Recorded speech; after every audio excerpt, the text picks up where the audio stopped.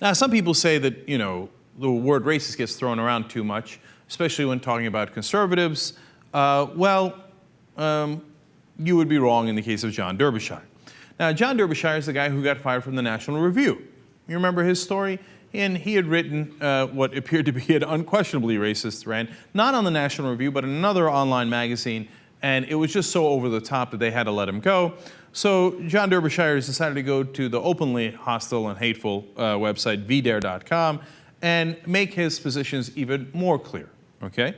So in case you weren't sure whether this conservative, who had been doing racially veiled attacks for his entire 12-year career at the National Review, whether he was racist or not, he's just going to come out of the closet on this one. So, quote, in his latest article, white supremacy, in the sense of a society in which key decisions are made by white Europeans, is one of the better arrangements history has come up with.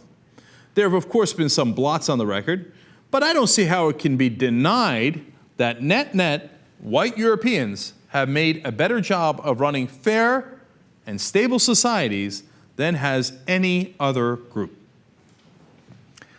So when he no longer has to hide and do dog whistles, etc., he says, all right, fine, you got me, man, I'm a white supremacist. Come on, white people are better than black people and all other kinds of people. Can anyone argue that whites aren't better at running societies, fair and stable societies? Yeah, I can make that argument. Okay, so for example, a guy like John Derbyshire, if he was around during the time when the Egyptians were the top empire in the world, he would have been like, can anyone make the case, net-net, that the North Africans are the superior race? Come on, it's so obvious. Where else would you rather be? In the jungles of Europe with those barbarians up in the Rhineland? No, of course not. The North Africans are the superior race. It's obvious. Look at Egypt. If he was around during the time that the Greeks were in charge, well, of course the Greeks are the geniuses. Now, of course, he's the kind of guy who would say, those idiots socialists in Greece, they don't know anything. Okay, how about in the 1500s when the Turks or the Ottoman Empire was the largest empire in the world? Of course, these ignorant people, they don't know anything about history. They're like, what? There's letters, look it up. There's letters from like the French kings begging the Ottoman Empire, please, please don't invade us. What would you like? We'll send you our gold. We'll send you our women. Just please, for the love of Christ, don't invade us, okay? So back then, you would have said, well, can anyone argue that obviously the Turks are the superior race? How about for like 1,000 years when the Chinese were kicking our ass, whether we're Europeans, Turks, whoever else we happen to be, right? Well, obviously the Chinese are the superior race, right? And we can go on and on. How about when the Arabs in the years 700s, 800s, when they were the top empire in the world? Well, can anyone make an argument that of course the Arabs aren't the superior race? You are so fundamentally stupid, John Derbyshire. So I'm glad that you've outed yourself, and then when you don't have the restraints anymore, that you give us your real opinions and your real vicious racism. This is just the tip of the iceberg. Here we go. He keeps saying, quote, conservatism incorporated, he means the establishment right wing, or otherwise, is a white people's movement, a scattering of outliers notwithstanding. In other words, minorities, who are we kidding? This is for white people. Always have been, always will be. I have attended at least 100 conservative gatherings, conferences, cruises, and jamborees. Let me tell you, there ain't too many raisins in that bun. I love it when they're finally honest. I love it when they're like, oh, yeah. We're open to everybody. Come on, get real. The right wing, the entire conservative establishment is for white people, okay? And he says, there are some exceptions, which I really enjoy. Here we go. I was in and out of the National Review offices for 12 years. And the only black person I saw there, other than when Herman Cain came calling, was Alex, the guy who runs the mailroom. Hey, Alex.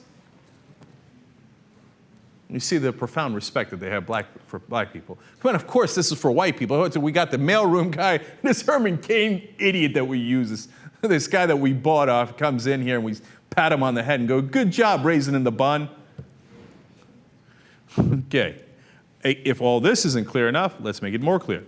Conservative ideals like self-sufficiency and minimal dependence on government have no appeal to underperforming minorities, groups who in the statistical generality are short of the attributes that make for group success in a modern commercial nation. Well, of course you have to ask for welfare because you're inferior. And obviously you're going to beg for our help and support because that's how inferior you are. If that's not clear enough, I'll give you one last one.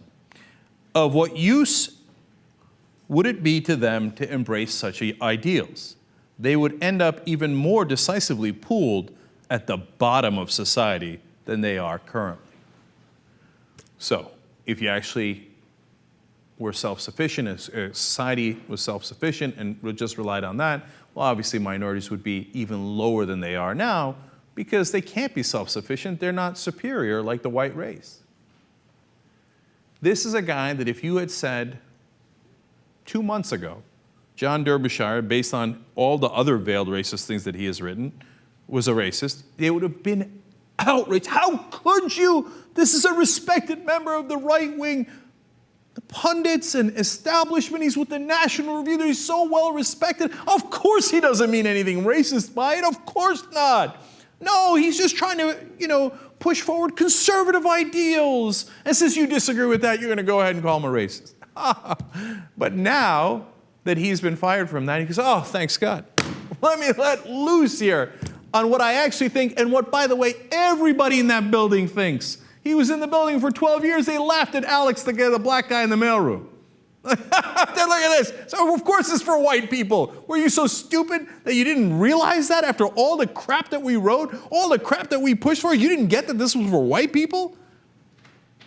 Well, I guess that's what makes you inferior. That's what they actually think. When you actually, and by the way, the guy has cancer now. They're raising money for chemotherapy. And they're trying to evoke some sort of sympathy for him. Look, man, good luck to you. I don't wish you ill, but I certainly don't wish you well, okay? Here's the level of sympathy I have for you. Not a goddamn iota of sympathy, okay? Anyway, the reason I bring that up is because I think he thinks, damn it, man, I might be going any day soon. I got to let him know what I really think. White people rock! Yes, I'm so free. I can finally say it. I love white people and I hate black people. Just, God, that's what everybody in the building wants to say, but thank God I could finally say it.